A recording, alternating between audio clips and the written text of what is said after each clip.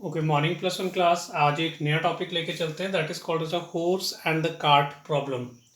अब imagine that this is a cart.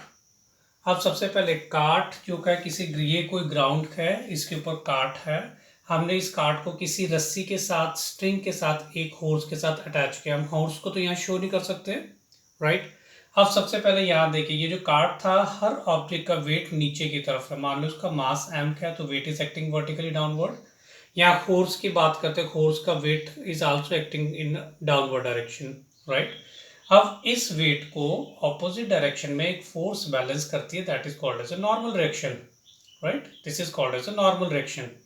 अब जब कोई हॉर्स है, वो कार्ट को जब खींच रहा है अपनी तरफ, तो नेचुरली आप देखोगे वो एक लात से जो है वो फोर्स लगाता है, that is it is applying the force in the downward direction. जब उसने फोर्स नीचे की तरफ लगाई, तो नेचुरली इस फोर्स को बैलेंस करने के लिए एक नॉर्मल रिएक्शन आएगा, this is always perpendicular to the surface.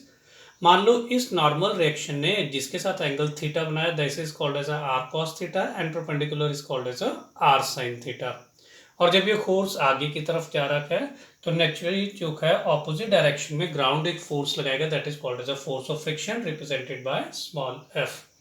अब ध्यान से एक चीज देखिए, जब फोर्स आगे की तरफ जा रहा है, तो नेचुरली ये जो रस्सी होगी इसमें कोई ना कोई खिंचावट तो आएगी, that is called as a tension in the string, this is represented by T.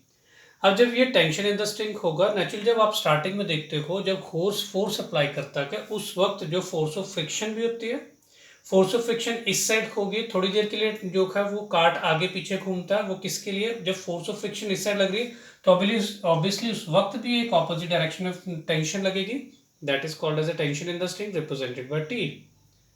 Shortcut में बता रहा हूँ, एक कार्ट है, weight is acting downward which is balance by the normal direction. Weight को बैलेंस कौन कर रहा है, नॉर्मल डायरेक्शन एक दूसरे के इफेक्ट को कैंसिल कर रहा है।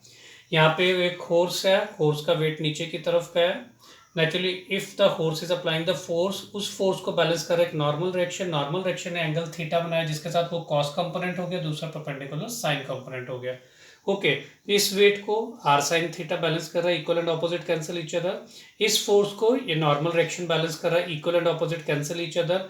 इस टेंशन को ये टेंशन कैंसिल कर रही है एक दूसरे के इफेक्ट को, राइट। तो बचा क्या मेरे पास, एक आर कॉस थीटा और एक फोर्स ऑफ फ्रिक्शन।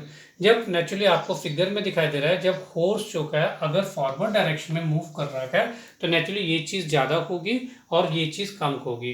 तो यहां से हम लोग ये कैलकुलेशन निकालेंगे, यही आर कॉस थीटा है, ये हेल्प करता है फोर्स को आगे की तरफ मूव करने के लिए। ये तो था आपके पास थ्योरी पार्ट। अब इसमें हम लोगों ने क्या क्या निकालना है, सिर्फ हमने नेट फोर्स इसकी निकाली और नेट फोर्स इसकी निकाली। सबसे पहले net force on the force ये था, फोर्स होता है मास इनटू एक्सेलरेशन, ये आपको दिखा दे रहा है, this is equal to force is equal to mass into acceleration. ये फोर्स है, लेकिन वो फोर्स किसके बराबर है, आप लोग सामने देख रहे हैं, दिस इज ये आर कॉस थीटा है,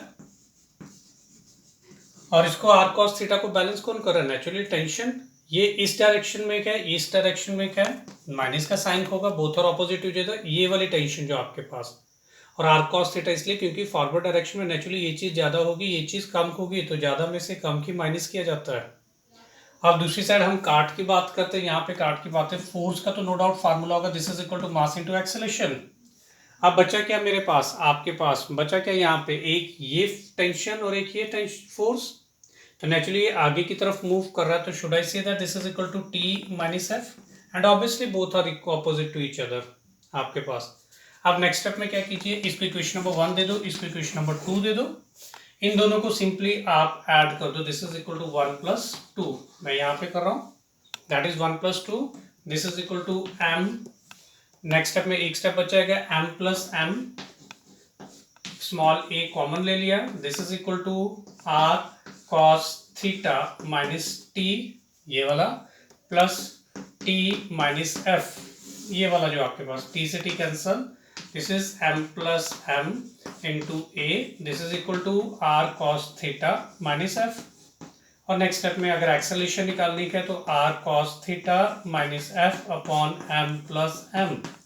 आपको ये चीज पता है, mass is always a constant quantity, तो बचा क्या आपके पास, ये दो फैक्टर्स। तो obviously for the movement of the force, this r cos theta must be greater than the force of friction, this is the required expression।